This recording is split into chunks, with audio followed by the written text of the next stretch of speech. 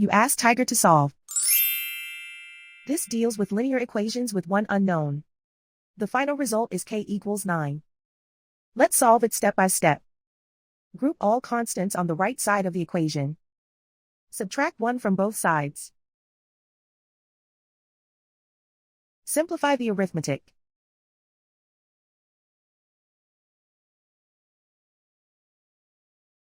Isolate the k. Multiply both sides by 3. Group like terms. Multiply the coefficients. Simplify the fraction.